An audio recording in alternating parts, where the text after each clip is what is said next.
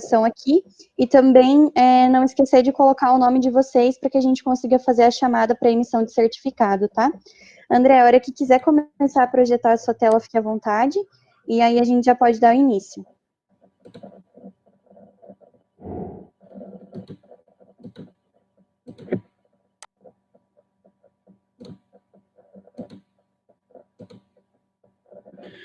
Pessoal, boa tarde.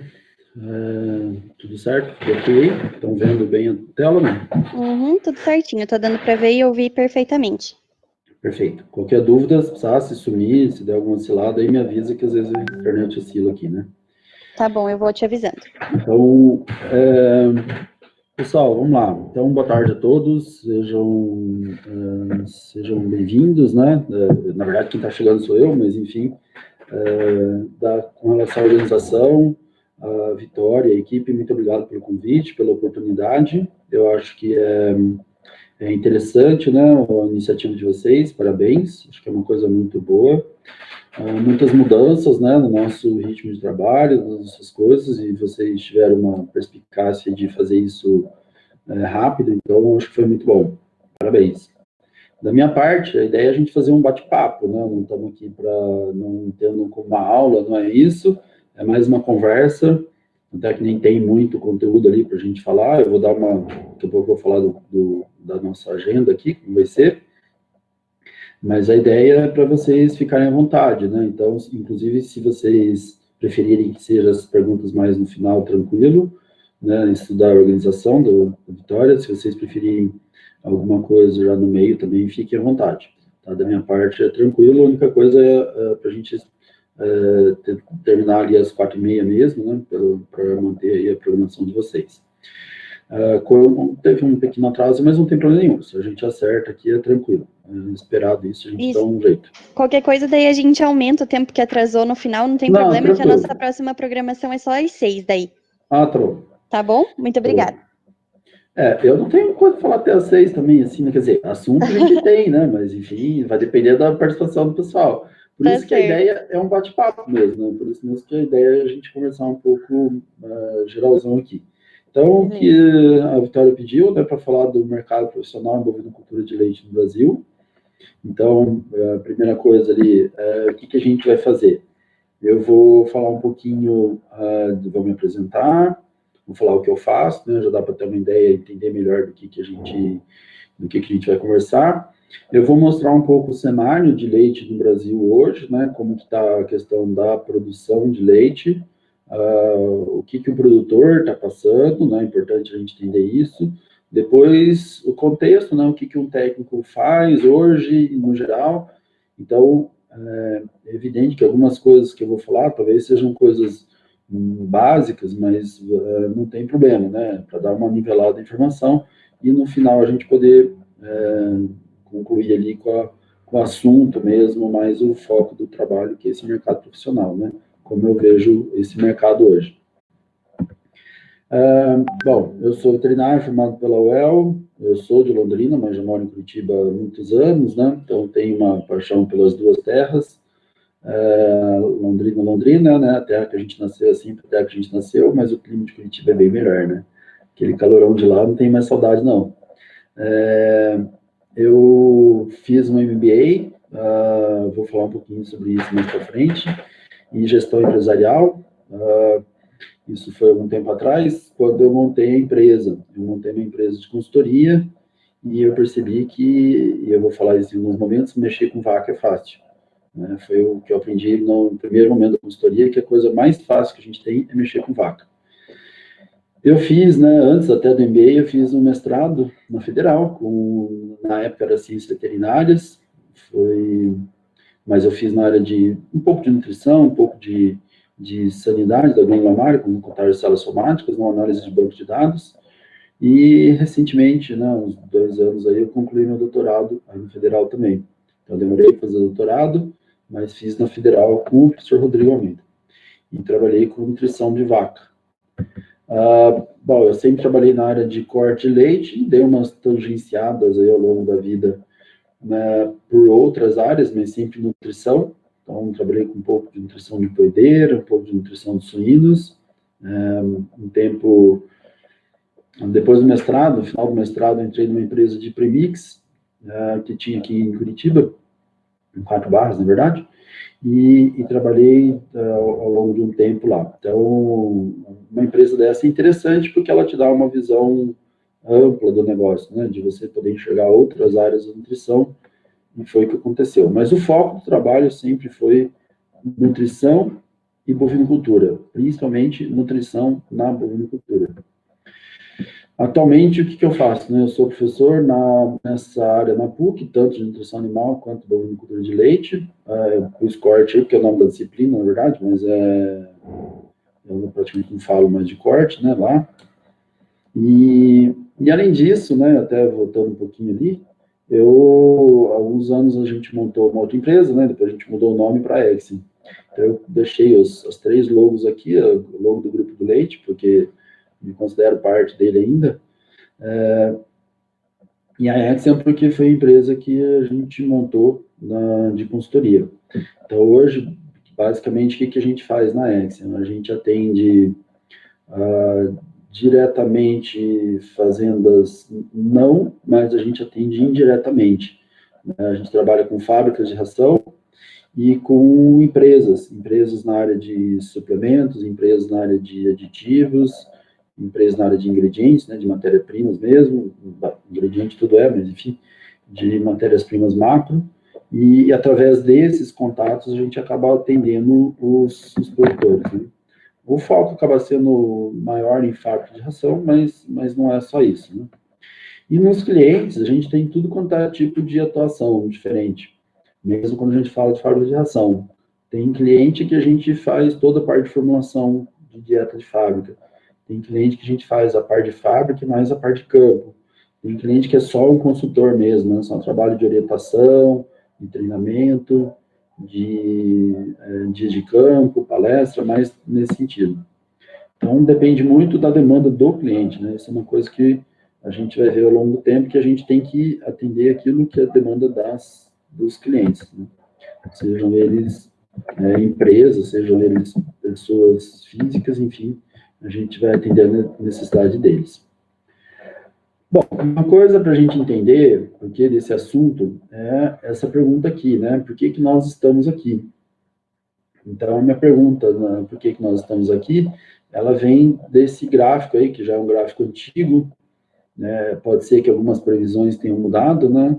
Mas esse gráfico é uma previsão da FAO, então do órgão da ONU que cuida de alimentação humana, então ele já tem mais de uma década, mas ele fazia uma previsão até 2050, 2030, 2050. Então, os últimos anos ali foram de 99 a 2001, mas tinha previsão até 2030 e 2050. O que a gente vê aqui, né, nesse gráfico? A gente vê que a base da alimentação humana são os cereais. E né, na média, aí, próximo de 160 quilos de cereais per capita no mundo. Em segundo lugar, as raízes e tubérculos, por enquanto. Então, ele prevê um leve crescimento ali, uma estabilização, né, ele até sinaliza com uma queda. E aqui, pequenininho, né, em termos quantitativos globais, de feijões, ervilhas e lentilhas. Então, esses 3 grupos de alimentos, eles creem que eles tendem a estabilizar no futuro de longo prazo ou até cair o consumo. Mas nós vamos continuar comendo muito cereal. Bom, o que eles acreditam que deve crescer? Açúcares, eles acreditam ver um crescimento do consumo. Oleaginosas, derivados, aquele que transforma esse número em equivalente óleo. Carnes e leite derivados. Então, quando a gente olha essa, não vou dizer metade, porque são 4 grupos, mas essa parte à direita do gráfico, a gente pensa lá, o Brasil é bom nisso? O Brasil é bom nisso. O Brasil é bom nisso? Em oleaginosas, derivados? Sim, o Brasil é muito bom nisso. O Brasil é bom em carnes? No modo geral, sim, né? Carne de frango, carne bovina, carne suína, peixe menos, mas o Brasil é bom nisso. Agora, o que chama atenção é que o que eles preveem maior crescimento de todos os grupos de alimentos é justamente leite derivados. E o Brasil é bom nisso? Mais ou menos, não é muito não, né? Não é tão bom quanto ele é nas outras áreas aqui. Agora, eu fico muito feliz que existe perspectiva de crescimento das outras áreas, porque a bovinocultura de leite no Brasil se beneficia muito dessas outras áreas, né? Então, o crescimento dessas áreas favorece muito o leite no Brasil. Mas o foco mesmo é essa previsão que a FAO faz do crescimento de produtos lácteos no mundo, né? E esse crescimento se dá em função do quê? Ele se dá em função de uma necessidade maior de crescimento econômico de pessoas, né, especialmente de países que hoje não têm uma renda per capita muito significativa, e que esses países devem crescer nas próximas décadas. Então, esse crescimento econômico, populacional dessas pessoas, desses países, vai gerar uma demanda muito grande de produtos lácteos. Enquanto a gente tem numa ponta, né, nichos de mercado, né, pessoas agindo contra a bovinocultura, contra a produção de leite, você tem um exército, né, de gente, você tem um mundaréu de gente ali que não tem o consumo mínimo ainda, né? Então, nicho é nicho, o grosso está aqui e é no grosso que se aposta, né? Então, eu costumo dizer, baseado nesse gráfico, que a gente está no lugar certo, fazendo a coisa certa, quando a gente fala do leite, e a hora certa é meio complicado, né, por conta do Covid, mas eu fico muito feliz, né? Eu acho que a gente está na hora certa, sim. Tá? Então, claramente, está escrito aqui, ó, dados da FAO, né, se foi interpretado por um outro autor, mas ele fala claramente, substituição de cereais e amido por carne, lácteo, doce, fruta e alimentos processados. Então, essa é uma tendência, né? Então, essa é uma tendência e é importante a gente entender isso. Por que eu falo que a gente está no lugar certo, na hora certa? As duas manchas escuras aqui, né, essa mancha em Minas e essa mancha no Sul, são as duas principais bacias leiteiras do país. Minas ainda é o maior estado e vai continuar sendo, né, não tem nada no cenário de curto prazo aí que aponte uma reversão nisso, mas quando a gente olha a região, hoje o sul do Brasil já produz mais leite que o sudeste do Brasil, né? Isso nunca tinha acontecido na história, já faz uns 3 anos que tem isso, mais ou menos. Então, hoje, somando os 3 estados do sul, já produz mais que o sudeste. Então, Minas vai continuar sendo um grande produtor, essa região aqui do oeste, né, próximo ao Triângulo, Alto Paranaíba ali, é uma região que tem muito leite, vai crescer o leite lá também, mas o grande promissor de crescimento do leite é a região sul, né? Então, aqui é que tem muita base para crescer. E esse crescimento, tanto para atender aumento de demanda interna, ainda existe espaço para atender a demanda interna, e possivelmente uma possível exportação do leite se a gente resolver alguns problemas que a gente tem, né? Quando a gente olha a captação de leite, esse dado, infelizmente, a Exalc não publica mais ele nessa forma, ele tem outro, mas outro gráfico é ruim de copiar, então eu usei o mais antigo. Quando a gente olha aqui, esse gráfico, eu costumo dizer que a gente vê 3 conclusões nesse gráfico. Captação de leite, porque as indústrias informam a Exalc o que elas estão coletando de leite, né? O azul, o vermelho é do dado do IBGE. Então, o IBGE está sempre um pouquinho atrasado, um pouquinho diferente ali. Então, o que esse dado mostra, ao meu ver? A primeira coisa, leite é sazonal, tá? E isso cria um problema. Isso cria um desafio e a gente está aqui para falar de assistência técnica, de como a gente vê o mercado profissional. Então, a primeira coisa, leite é sazonal, muito sazonal. Segunda coisa que a gente observa, se a gente olhar lá para trás, né, alguns anos atrás, havia, né, acho que dá para perceber aqui, ó, uma certa tendência a estabilizar, né? O crescimento da produção estava mais lento, a sazonalidade vinha diminuindo ano a ano, e a gente estava ganhando uma previsibilidade. Até 2013, 2014, que a coisa mudou de figura. Então, o que aconteceu daqui para cá? O que aconteceu é que mudou muito o comportamento do mercado de leite. E isso trouxe principalmente muita imprevisibilidade. A gente não consegue mais chegar em janeiro e falar assim, esse ano o preço do leite vai ser assim, vai ser assado. A gente arriscava algumas coisas aqui atrás. Hoje a gente não arrisca mais, porque é muito imprevisível, né? Tanto produção quanto preço. E, evidentemente, isso reflete na vida do produtor, que, evidentemente, reflete na nossa vida. Quando a gente olha preço do leite, né? Eu mostrei captação, produção. Quando a gente olha preço do leite para o produtor, também é uma loucura, né? isso é preço não deflacionado, então, não, desculpa, está aqui, deflacionado para o IPCA de janeiro.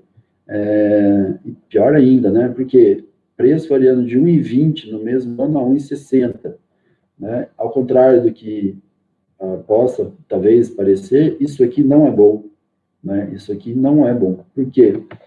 Reparem que sempre depois de uma subida muito alta de preço, tem quedas muito acentuadas, né? E a gente vai ver que o perfil médio do produtor de leite não consegue lidar bem com isso, né? Não consegue lidar com esse aumento no preço do leite, não consegue lidar, evidentemente, com a queda do preço do leite, que normalmente segue essas altas.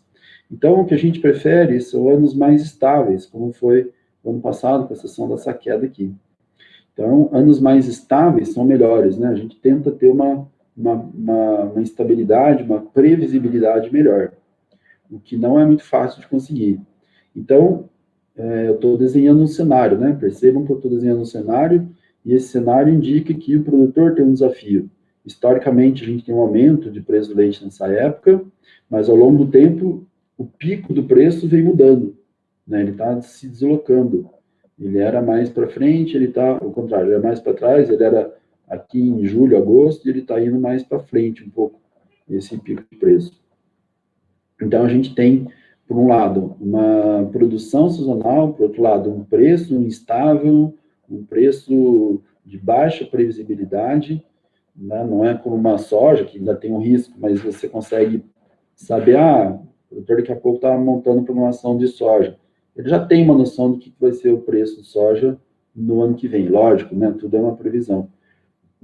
Mas no nosso caso é muito, muito difícil ter essa previsão. E por que eu falo que, eu falei lá atrás, que a gente está no lugar certo, na hora certa, mas a gente tem que fazer alguns deveres de casa? A gente tem que fazer um dever de casa porque como é o Brasil em relação aos outros países do mundo?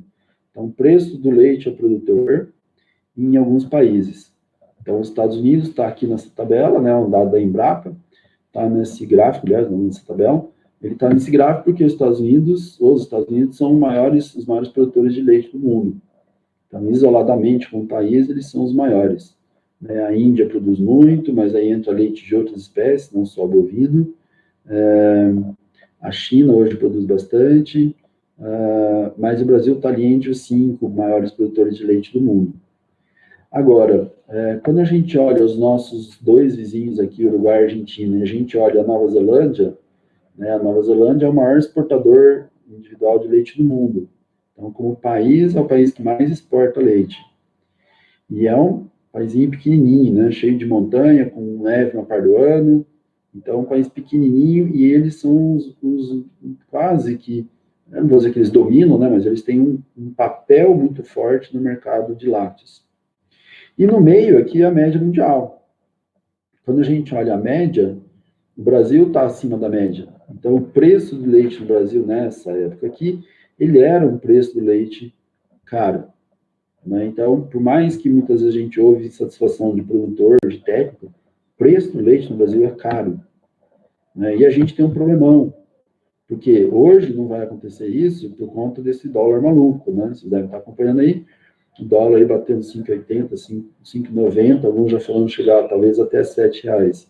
É inviável importar leite dos nossos irmãos aqui, né? Inviável. Nesse preço de dólar não tem como. Mas uma hora o dólar vai baixar. E aí o que a gente vai fazer? A gente continuar dependendo de alguma barreira, algum artifício, né, para proteger o nosso mercado? É muito arriscado. Então o Brasil tem que pensar nisso aqui, né? Como a gente lida com isso.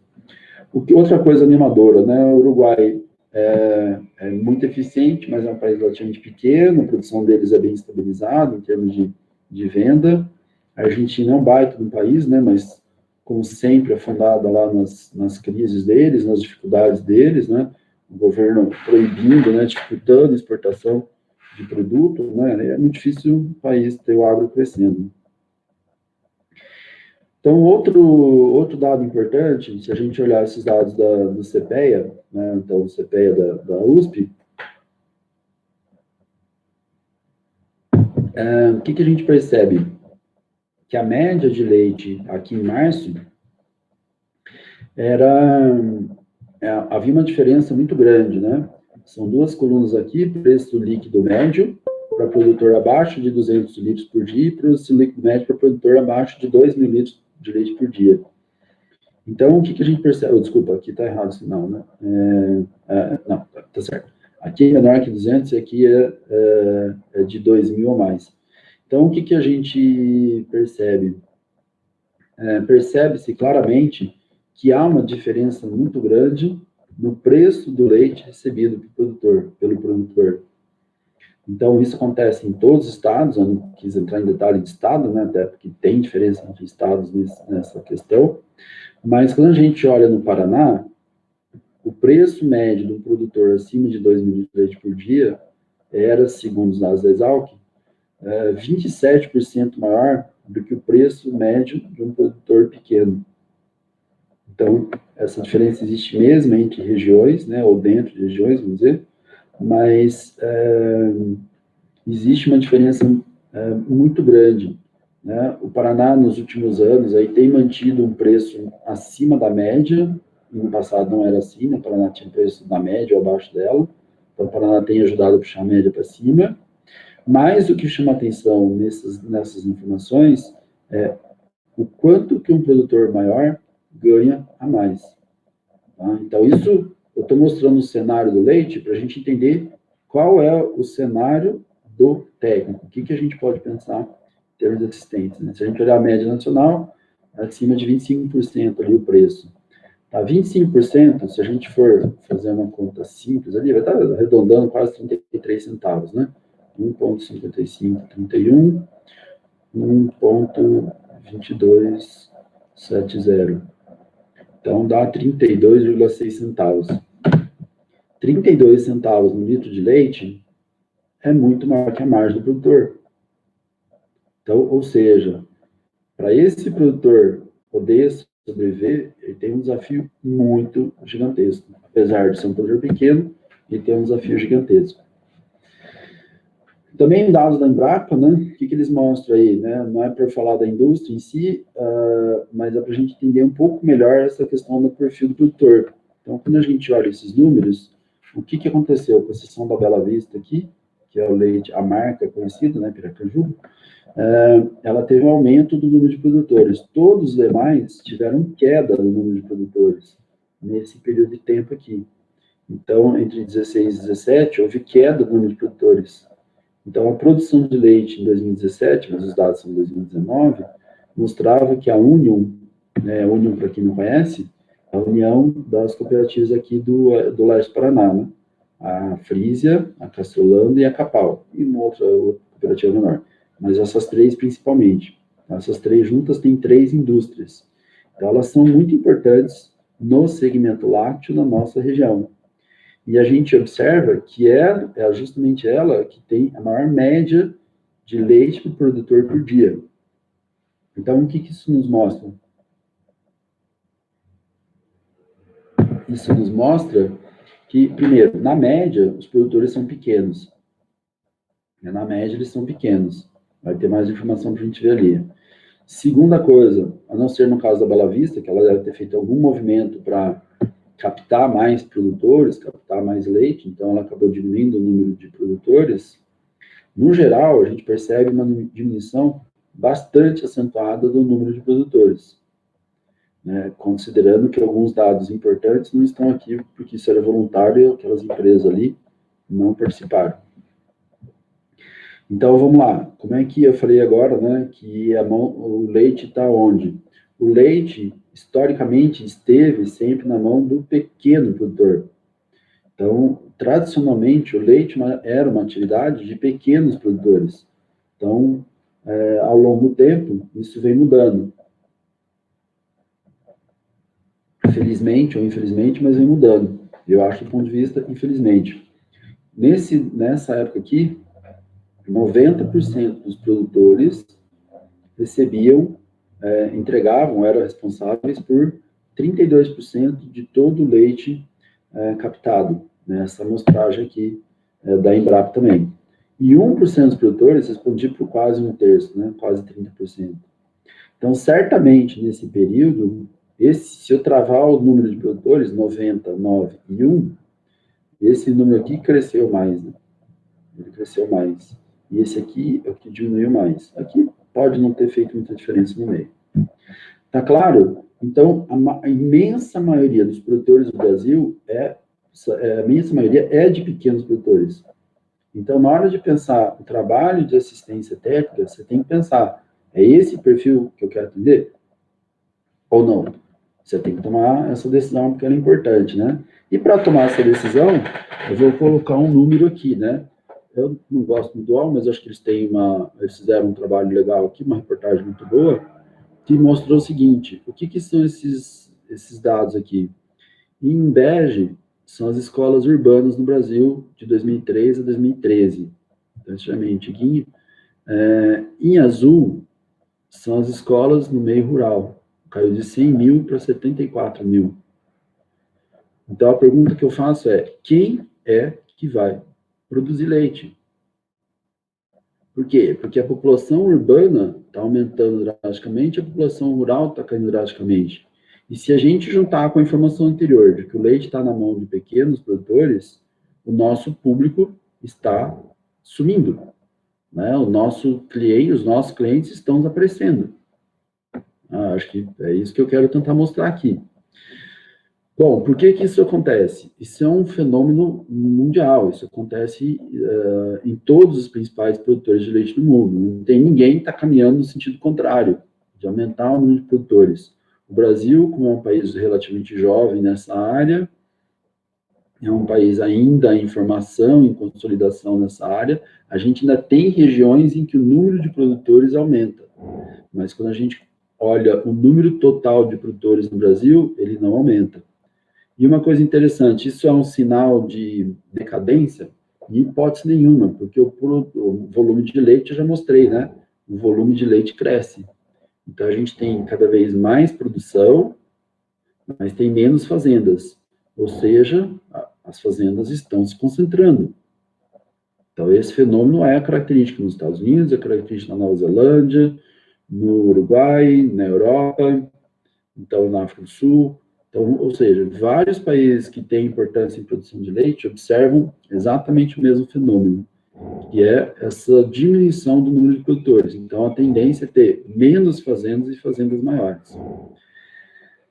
Bom, uma das coisas também que é importante a gente colocar, eu coloquei no slide só, é preço do milho, né? E aí dá para ter uma ideia do desafio de quem, e agora há pouco, né, antes de começar a reunião, a gente estava conversando com um cliente, ele me falou que agora, essa semana, aí, o preço do farelo de soja estourou.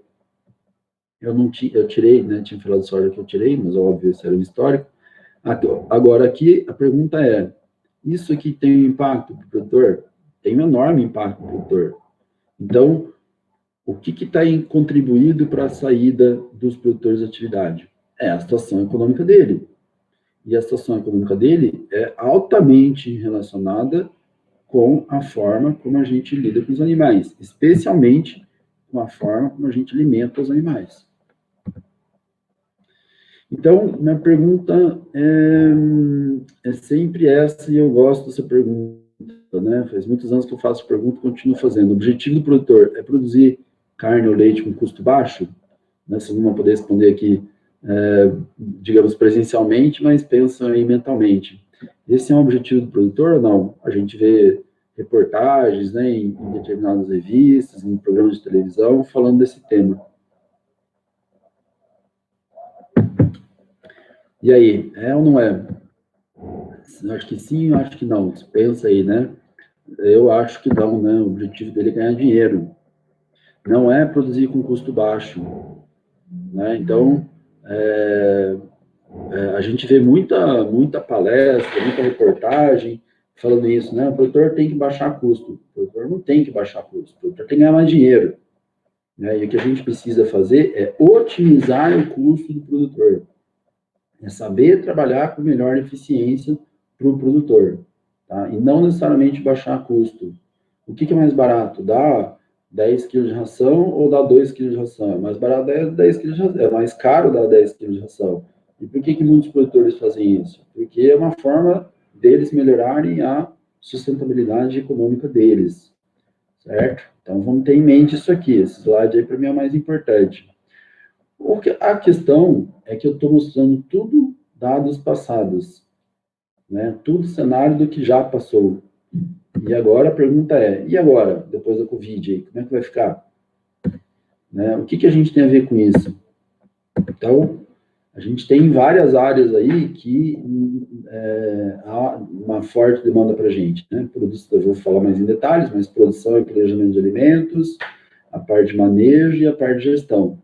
Então, ou seja, tudo isso vai ter que mudar. Vai ter que mudar não, né? Mas isso vai sofrer ajustes, certamente que vai. Né? Então, a gente tem que repensar a forma como a gente trabalha, né? Quais as áreas mais comuns de atuação técnica? Então, as áreas mais comuns são genética, nutrição, bem-estar e saúde. Qual dessas vocês entenderiam que é a maior demanda, é a maior necessidade hoje? Qual dessas patas da vaca? Não é a pata, né? É a cabeça da vaca. O negócio é gestão. A grande oportunidade de trabalho hoje, a grande necessidade no campo, a grande demanda que a gente tem é na área de gestão. Você tem que saber interpretar um resultado CMT, você tem que saber interpretar isso aqui, você tem que ter uma noção como é que eu faço um compost, esse compost funciona, não funciona, por que esse produtor escolheu o Jersey, é um robô, porque ele tem um monte de robô lá, eu vou soltar vaca a pasto, vou dar concentrado, não vou dar concentrado, qual é o sêmen que a gente vai olhar, as fazendas tem fazendas extremamente agressivas na questão do melhoramento genético, e a grande oportunidade, o grande negócio é a área de gestão, é quem saiba tocar isso aí. Mas, enfim, eu coloquei alguns slides, né? As áreas mais comuns que a gente trabalha. Então, o planejamento da produção de alimentos é uma área importante, produção propriamente dita de alimentos, né? É uma área importante. Então, quando eu vou lá fazer isso aqui, foi na Fazenda Punta esse ano, o operador da máquina parou, quando ele chegou lá, me apresentei, falei com ele e tal, ele falou, eu vou começar a colher. Na hora que chegar o primeiro caminhão ali, espera passar uns 2, 3 caminhões, aí você me diga se tá bom o corte ou não. Então eu fui lá, fiz a peneira, avaliei e tal, peguei o carro, fui lá, arrebentei meu carro, fiz minha lavoura, beleza, fui lá falar com ele. Aí eu falei, não, eu acho que dá para aumentar um pouquinho o tamanho de partículas. Consegue aumentar? Eu vou aumentar agora. No próximo caminhão eu aumento. Esperando passar um caminhão, ele aumentou, fui lá, fiz, falei, agora tá redondinho, tá acertado. Isso tem uma enorme importância prática. Se eu não souber fazer isso, se eu não tiver um prestador de serviço que saiba o que ele está fazendo e preste um bom serviço para mim, né, eu tenho uma grande chance de cometer um engano, né, de fazer um grande erro aí. Outra área muito comum é o manejo alimentar, né? Beleza, eu tenho uma comida lá, mas como é que eu vou fornecer essa comida? Né? Você vai tirar a sobra, que nem o funcionário tirou? Essa sobra aqui está adequada? Né? Será que a distribuição no coxo está homogênea? As vacas estão agrupadas da maneira correta? Será que tem só isso de água para ela beber ou tem um lugar de água para ela beber? Né? Bate sol aqui à tarde, bate sol de manhã, por que as vacas ficam montadas no canto, por que as vacas não ficam montadas? Né? Esse piso está bom? Então, ou seja, entra um monte de áreas aí que a gente precisa entender, né? Que a gente precisa entender como as coisas estão acontecendo. A gente vê uma ânsia, né? Uma vontade muito grande do pessoal em trabalhar com programa de formulação, né? Ir para uma tela do RLM. A formulação de uma dieta é extremamente importante, mas ela é um elo dentro de uma cadeia. Se algum desses elos se romper, a cadeia se rompe. Você não consegue tracionar. Eu estou usando essa corrente para levar o produtor para frente. Se um elo desse se rompe, o produtor vai ficar atolado, vai ficar parado, vai ficar para trás, vai se afogar, vai morrer. Eu não quero que esse produtor saia da atividade. Né? Então, eu preciso entender claramente disso, né? Uma dieta com 17% de amido, tá certo isso? Será que é isso mesmo? Você pode isso ou não pode isso? Outra coisa comum, né? Toda a parte de sustentabilidade, de dejetos, né? Isso eu costumo falar, né? Eu falo bastante para o pessoal lá da PUC, né? A gente tem um tesouro na mão, né? A gente está com uma mina de dinheiro na mão, a gente tem que saber trabalhar melhor com essa mina de dinheiro, né? Algo como esse produtor lá de Cranberry fez, né? O que ele está fazendo? Ele está secando o esterco para reutilizar esse esterco como cama, né? Para os próprios animais. Então, e está fazendo isso de maneira muito bem sucedida com o equipamento que eles mesmos desenvolveu, né, em parceria com uma empresa. Então, eles desenvolveram isso. Né? Então, está funcionando muito bem. Então, outra coisa, já colocando aqui, é equipamentos. Você tem que entender disso. Eu vou lá conversar, o cara me pergunta, você acha que a rotação está bem aqui? Eu preciso secar mais? Eu preciso secar mais? Eu faço ideia, né? Você que inventou equipamento, eu faço ideia, mas vamos tentar entender. Bom, o aparelho mamário faz parte a glândula mamária faz parte do aparelho reprodutor, né? Então tem que prenhar a vaca, tem que saber, põe a mão nela aí ou não põe a mão nela, né? Não põe a mão, né? Deixa quieta, deixa ela parir sozinha, né? Você quer ajudar ela, não faça nada, né? Em linhas gerais. Lógico, eu tenho um protocolo para isso. Né? Tem que ter um procedimento operacional padrão nas fazendas para quando intervir ou não intervir. Faz 15 minutos que ela começou a parir, eu já vou lá e ponho a mão? De jeito nenhum, né? Deixa esse casquinho acabar de sair. Outras áreas, né, muito comuns e que tem dado muita demanda, né, para isso, a área de ambiência, de bem-estar, né? Então, isso aqui é confortável para a vaca? Ela está bem aqui, né, para ordenhar, para procurar o robô? Vale a pena botar uma brush, call brush ali? Vale a pena colocar isso ou não vale a pena colocar? Então, é bem-estar? É bem-estar. Isso se paga? Não sei. Mas cria uma imagem nas pessoas. Mas espera aí, a gente tem que entender o que a gente está querendo, onde a gente quer chegar, né? Ordenha a qualidade do leite, né? Não importa se é um robô, não importa se é um balde ao pé, né? Vai ter um trabalho que a gente precisa fazer de entender de ordenha, né? Será que a tubulação de vácuo que está passando aqui em cima, esse caninho azul, clarinho aqui, será que ele está no diâmetro certo? Então, você tem que entender disso. Né? Será que o balde, ele está limpando o balde direito? O tempo que eu estou permitindo de ordenha está adequado? A vaca está sendo ordenhada com a frequência que deveria? Então, ou seja, aqui tem um painelzinho, esse painel aqui tem muita informação, né? Então, daqui a pouco já falo disso da informação. Outra coisa importante para a gente, treinamento. Seja treinamento de equipe, né? Vou para uma fazenda, vou treinar os funcionários, o proprietário a fazer alguma coisa. Ou não, né? Vou fazer um treinamento com uma equipe de fora, né? Inclusive alguns alunos do Federal aqui. Eu vou fazer um treinamento fora. Essa é uma área de atuação importante hoje, né? Tem muita gente na área, a gente precisa caprichar, precisa fazer bons treinamentos, né? Existem boas iniciativas aí, né? Você sabe o manejo disso aqui, a hora de tirar, a hora de pôr, tá empurrando a comida direito, tá sabendo, tem uma noção de como funciona um robô, então essas coisas são importantes, né? Então, quais áreas a gente vai fazer? Muitas áreas, mas o que é importante, muitas dessas áreas vão passar por sistema como esse, né? Esse aqui eu peguei agora há pouco a tela do robô, lá da fazenda, infelizmente a tela está cortada aqui. O computador que está lá está com uma tela ruim, então ele está cortando um pedaço da tela. Mas está lá, ó, hoje o consumo médio nas últimas 24 horas, o consumo médio de concentrado no robô foi de 3,87. Está praticamente estável nas últimas 24 horas, né? O leite subiu 116 litros. Então a média foi para 36,1. Opa, deu uma subidinha aqui nos últimos dias. Isso é bom ou é ruim? Não sei, tem que olhar. Né? Então, a média, lá que estão ficando 6 horas, 56 minutos e 59 segundos, né? O tempo de ordenha. A média de passagem, elas estão passando 7 vezes e meia. Opa, caiu o número de passagem. Por que será que caiu? Né? Por que elas procuraram menos o robô?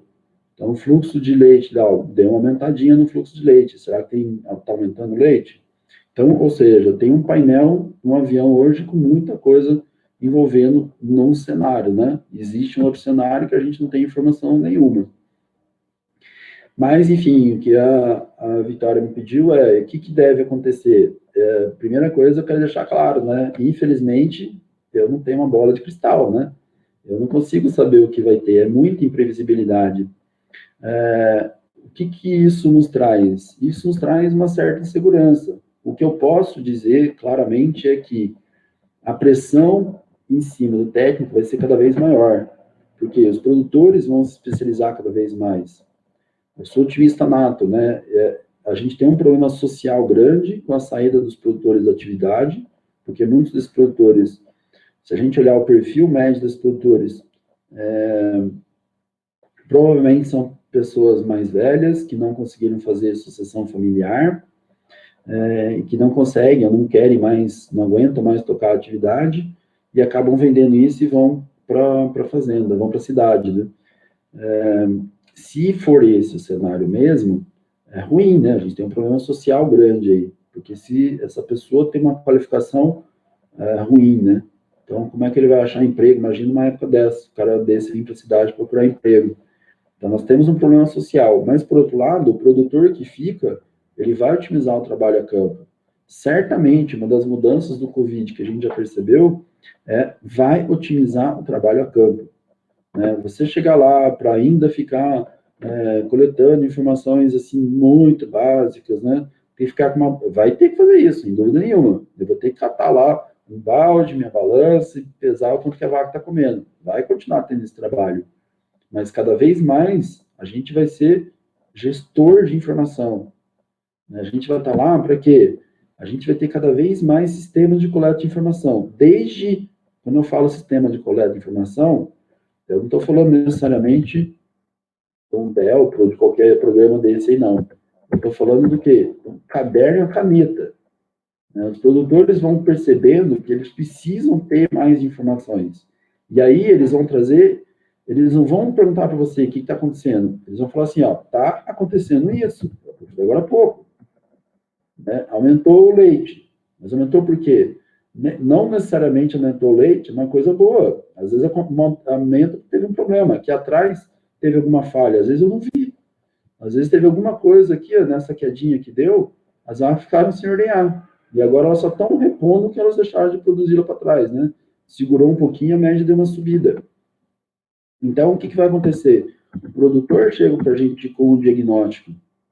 Eu não necessariamente eu vou ter que fazer o diagnóstico. Nós já está lá, vou ter que resolver o problema dele. Né? E, principalmente, na nossa atuação, muito mais foco no resultado financeiro. Ah, André, mas você está falando isso pensando num grande produtor, no cara do robô. De maneira nenhuma. De maneira nenhuma. Né? Eu acho que o maior beneficiado, quem tem maior demanda para ter esse foco no resultado financeiro é justamente o pequeno produtor. Né? Por quê? Porque esses caras estão tendo margem menor. Todo mundo está tendo margem menor. O cara grande ganha na escala. O cara pequeno não tem escala. Se a margem dele é menor, ele se enforca, ele não consegue ficar na atividade. Mão de obra, o que a gente vê hoje na média? Mão de obra cara, escassa e ruim. Né? Infelizmente, entra governo, sai governo, passa o tempo e a gente continua com uma coisa absurda no Brasil, né? Que é o que a mão de obra é cara, o tanto de encargo que se cobra no Brasil sobre contratação de pessoas. Né? Não é possível. Ou eu sou muito ruim e estou enxergando uma coisa que os nossos governantes, em passado, né, não importa quem está lá agora, mas isso já faz décadas, né, que é assim, eles entenderem que cobrar uma taxação, vocês colocar encargo sobre contratação de mão de obra é um tiro no pé. A gente deixa de contratar pessoas porque contratar uma pessoa é cara. É caro. Então, eu estou falando disso de mão de obra no geral na leiteria, no setor leiteiro.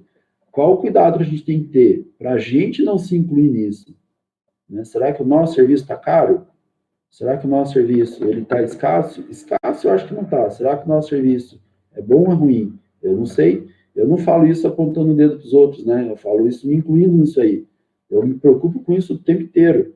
Será que o trabalho que eu estou fazendo está bom ou não?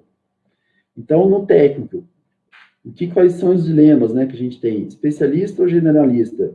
Eu não sei, eu não tenho a resposta, né? O que fazer ainda durante a graduação? Essa eu tenho a resposta, essa eu posso dizer. Fazer mestrado? Fazer doutorado? Até essa semana a gente estava conversando com o Jean, né, que formou na Federal, e formou veterinário, hoje está nos Estados Unidos, né, trabalhando um experimento lá. E o Jean falou, se você tem dúvida de fazer mestrado, faça. Se você tem dúvida de fazer doutorado, não faça. Eu discordo dele, né? Eu demorei para fazer doutorado e me arrependo disso, devia ter feito antes. Eu tinha menos compromissos, outros compromissos para fazer, né? Fiz, mas não é muito fácil, né? Trocar o pneu da bicicleta com a bicicleta andando. Mas tem esse dilema. A gente tem exemplos, né, de equipes no campo, de pessoas que não têm mestrado, não têm doutorado, e são pessoas muito bem-sucedidas, né? O fato dele não ter mestrado, não ter doutorado, não diminui nada a pessoa. Mas uma outra cooperativa me falou ontem que eles estão com um processo de seleção aberto para assistente técnico, e eles querem um assistente técnico com doutorado. Eles querem contratar uma pessoa que já tem doutorado para fazer assistência técnica em fazenda. Então, eu disse que aqui eu não tinha resposta, aqui eu tenho, aqui acho que cada um julgue como quiser. Fazer o MBA, eu fiz o MBA, achei ótimo, foi uma coisa excelente, porque o mestrado nos dá, o doutorado também nos dá uma bagagem teórica muito grande, dependendo do experimento que você faz, você vai ter uma bagagem prática, se você trabalhar com vacas, se você trabalhar numa fazenda, lógico, tem experimento que é mais em laboratório, tem experimento, como foi meu mestrado, que era uma análise de banco de dados, né, então eu fiz do computador, nem via vaca, mas eu acho que um curso como um bom MBA ajuda muito na gente, ajuda muito, muito, muito mesmo. Então, essa combinação de experiência, vamos dizer, gerencial, comercial, com experiência técnica, com experiência científica, isso faz a gente crescer. Né? A grande dificuldade que eu vejo em aluno, como lidar com gente. As pessoas hoje, por toda a conjuntura que a gente vive, são criadas dentro de redoma. Quando essas pessoas vão para o campo, que tem que ter contato com o produtor, que tem contato com o funcionário, as pessoas não sabem sequer abordar o técnico, não sabem abordar o produtor, não sabem abordar o funcionário. Né? Já teve situação de eu passar o telefone para o aluno e falar, liga lá nessa loja, pergunta o preço do produto. A pessoa pega o telefone, liga e fala, quanto custa isso aqui? Eu falei, calma, meu filho, não é assim, não é assim, boa tarde, meu nome é fulano de tal, eu estou aqui na PUC, bababá, a gente vai fazer isso, isso, isso. Então, como lidar com gente? É uma dificuldade gigantesca disso. Né? Vaca, nisso tudo, a coisa mais fácil de lidar no mundo é uma vaca. Ainda mais uma vaca de leite, que não dá coice, não dá cabeçada, não corre atrás de você, e gosta de rotina, né? Ela gosta que você faça bem feito todo dia do mesmo jeito. Isso é ótimo. Eu sei o que esperar dela, até o coice eu sei o que esperar dela. Agora, gente não, governo não, né? Órgão público não. Então, isso é uma dificuldade a gente lidar. Área técnica, área comercial. Eu acredito que vocês não devam ter esse tipo de preconceito, mas se tiverem, desfaçam esse preconceito imediatamente, né? Mas eu não vou estudar 5 anos para ser vendedor. Azar seu. Azar seu. Por quê? Porque o mundo mudou. Né? Muito do trabalho que as pessoas fazem na área comercial é extremamente técnico. Né? Eu converso com pessoas de empresas ontem, fizemos uma reunião com o pessoal, uma equipe de empresa, nós estávamos em 5 pessoas, dos 5, 3 tinham doutorado. Então, assim, e os 2 lá da empresa na área comercial, né? O doutorado na área comercial, e são pessoas, assim, discutindo coisas de altíssimo nível. Até quando eles me chamaram para a reunião, eu falei, mas será que eu vou discutir essas coisas com os caras, né? Os caras me trouxeram um monte de novidades, né? Muita coisa boa. Então, desfaçam esse preconceito, tá? Por favor. Até porque a área técnica tem teto de salário, a área comercial geralmente não tem, né? Então, depende do que vocês querem fazer aí. Então, para eu tentar ir lá, minha programação era tentar terminar dentro do horário, mas, enfim, depois, né, a gente ficar aberto a perguntas, para a gente ir para a reta final aí. Primeira coisa que eu vejo, oportunidade existe aos milhares. Né? A gente tem muita oportunidade no campo, a gente tem oportunidade no infarto de reação, a gente tem oportunidade em indústria de leite, a gente tem oportunidade em empresa de aditivo, em órgãos de assistência técnica. Tem oportunidade, não falta. As pessoas falam assim, eu vejo o aluno falando, professor, mas como que eu vou trabalhar na área? Não tem oportunidade. Como não? Como não? Eu não falei de gestão? A maioria dos produtores sabe quanto custa o litro de leite que eles produzem? A maioria não sabe. Então, tem oportunidade ou não tem? Claro que tem. A dificuldade é transformar isso em dinheiro para o produtor e para o técnico. Né? A gente vive, felizmente, no mundo capitalista, ou seja, eu preciso ganhar dinheiro. Eu quero que o produtor ganhe. Não adianta só o produtor ganhar. E não adianta só o técnico ganhar. Os dois têm que ganhar dinheiro de maneira consciente, de maneira honesta. É isso que a gente precisa fazer. Outro ponto crítico, utilização de informação, né? A gente ainda sente, por incrível que pareça, é inacreditável, mas ainda a gente sente alunos, né, estudantes que estão indo para o mercado de trabalho ou profissionais assim informados com dificuldade de usar informação, com dificuldade de usar Excel, com dificuldade de usar WhatsApp, por incrível que pareça, tem gente que não sabe usar, monta um grupo técnico, o cara fica mandando florzinha de bom dia todo dia. Então, saber utilizar a informação, né? Hoje em dia, a informação não falta, né? Quando a gente pega uma faculdade minimamente tecnificada, principalmente aqui no Sul, mais especificamente no Paraná, a gente tem muita informação, né? O controle leiteiro da associação tem lá algumas coisas que acho que pode melhorar, mas ele é fantástico, ele traz muita coisa boa para a gente, né? A gente tem muita informação boa. Então, usar e saber aplicar a tecnologia, né? Tem alguns, vou usar o exemplo, né? Aplicativo que faz score de vaca, isso é uma maravilha, né? Aplicativo um THI, tem um termigrômetro pequenininho com o aplicativo no celular. Eu vou fazer uma visita, coloco aquilo ali, deixo 15 minutos, 20 minutos, estou medindo o THI no celular. Lógico, interessante você ter medida constante, mas às vezes, putz, será que está muito quente para a vaca? Eu meço isso, eu não vou falar para o achômetro, né? Não é colocar o dedo molhar a ponta do dedo e levantar para ver se está frio ou se está quente, né? Você tem que usar a tecnologia, né? E não importa, de novo, se é um produtor de 10 vacas com 20 litros de leite, 15 litros de leite cada vaca, ou se é um cara de 1.000 vacas tirando 40 litros de leite.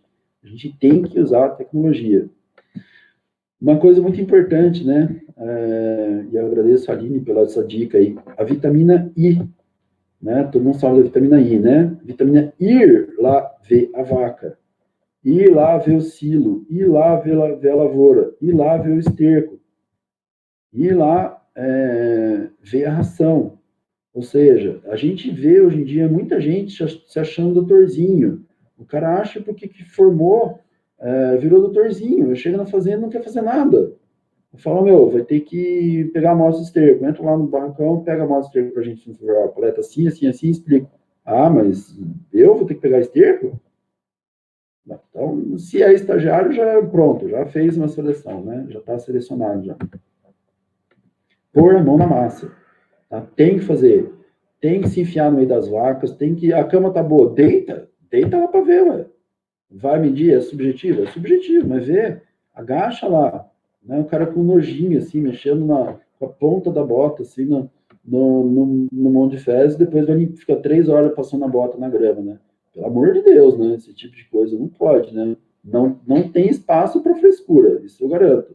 Não quero porquice, não quero cara imundo que chega para trabalhar de manhã com calça suja, mas frescura também não tem espaço para isso, não.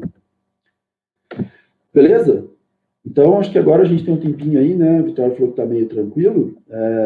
Eu estou aberto a perguntas. Se vocês quiserem qualquer coisa aí, eu estou à disposição. Beleza? Esse finalzinho era meio para provocar aí, para vocês poderem perguntar mais. Beleza? Muito obrigado. Beleza, muito obrigada, André, pela palestra, pelo conteúdo. Pessoal, pode ir mandando as perguntas aqui no chat que eu estou anotando e vou fazendo para ele. Podem ir mandando aqui.